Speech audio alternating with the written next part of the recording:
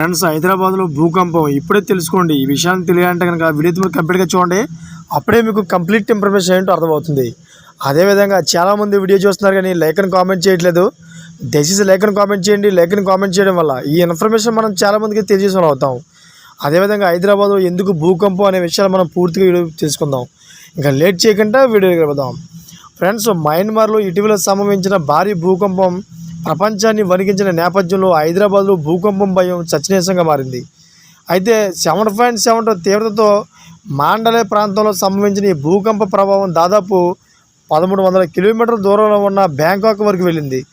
హైదరాబాద్ వంటి అభివృద్ధి చెందిన నగరంలో ఇలాంటి ప్రకృతి విపత్తులు వస్తే పరిస్థితి ఎలా ఉంటుందన్న దానిపై ప్రజల్లో ఆందోళన మొదలైంది. గతంలో ములుగు జిల్లాలో 5.3 తీవ్రతతో వచ్చిన భూకంప ప్రభావం కూడా హైదరాబాద్లో కొన్ని చోట్ల కంపించింది. అయితే ఈ నేపథ్యంలో నగరంలోని భవన నిర్మాణ భద్రతపై ప్రశ్నలు మొదలయ్యాయి.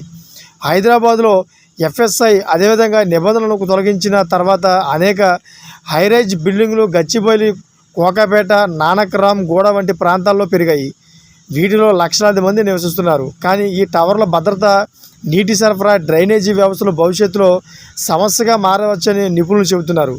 అంతస్తుల పరిమితి లేకుండా మంజూరైన నిర్మాణాలకు సంబంధించి భవన నిర్మాణ నిబంధనలు ఖచ్చితంగా పాటించాలనే సూచనలతో పాటు ప్రకృతి విపత్తుల సమయంలో అపాయం తక్కువగా ఉండే విధంగా నిర్మాణాలు చేపట్టాల్సిన అవసరం ఉంది. భూకంపం తీవ్రతను ఆధారంగా తీసుకుని దేశాన్ని విభజించిన భూకంప జోన్లలో హైదరాబాద్ జోన్ 2లోకి వస్తుంది.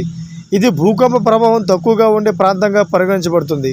సాధారణంగా ఇక్కడ 1.4 రెక్టర్ స్కేలు మధ్య భూకంపాలు సంభవించే అవకాశం ఉండి పెద్దగా ముప్పు లేదని శాస్త్రవేత్తలు చెబుతున్నారు. భవనాల నిర్మాణ సమయంలో భూకంపాలు నిబంధనలు పాటిస్తే భవిష్యత్తులో ప్రకృతి విపత్తులు వచ్చినా ఎటువంటి ప్రాణ ఆస్తి నష్టం జరగకపోవచ్చని స్పష్టం చేస్తున్నారు. కాబట్టి హైదరాబాద్ వాసులు ఆందోళన చెందకుండా భద్రతా ప్రమాణాల విషయంలో ఖచ్చితంగా ఉంటే సరిపోతుందని నిపుణులు చెబుతున్నారు. Thank for watching friends.